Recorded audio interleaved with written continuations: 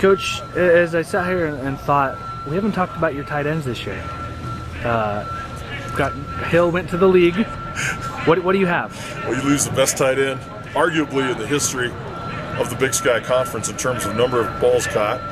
In terms of Idaho State tight ends, you lose one of the best players ever in the history of the school. We're not going to adequately replace him for a while. I love what Tyler Wright, Tyler Graves, and Josh Cook bring to the party. Young Colton Shreve's going to be pretty good, but right now Tyler Wright got a really, really brilliant future. He's got to find a way to stay available. That's a lot of young guys in the tight end core. I know with this particular offense, they play an important role with the underneath passes and stuff like that. Talk about their development just across the board. Well, I think Josh left such a great legacy and was such a good role model and such a good leader that a lot of our guys, if they will model their career the way he played his, we're going to be in fine hands.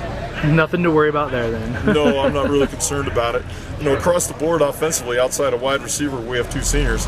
We are dreadfully young, so that's the story of tight end, quarterback, running back, and offensive line. So again, youth is served at tight end, but we have a lot of confidence in those guys. Sure. Again, and we haven't talked much about the defense for about a week or so.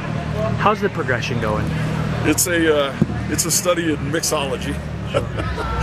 We are putting the finishing touches really on the introduction of our defense still.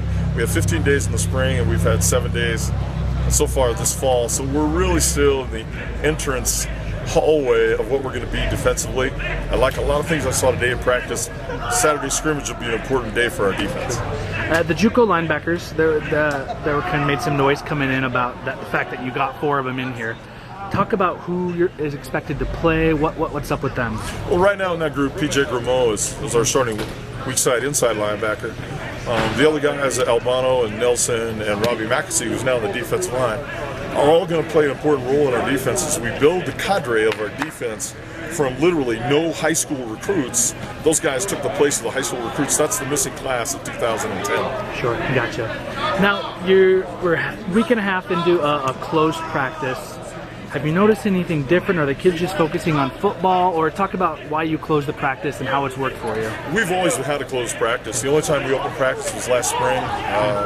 We like closed practices simply because it allows us to focus on what we are doing, not what somebody else is watching us and saying we're doing. And we enjoy that part. What I've seen us do as a team, though, is we've learned how to execute faster, more consistent.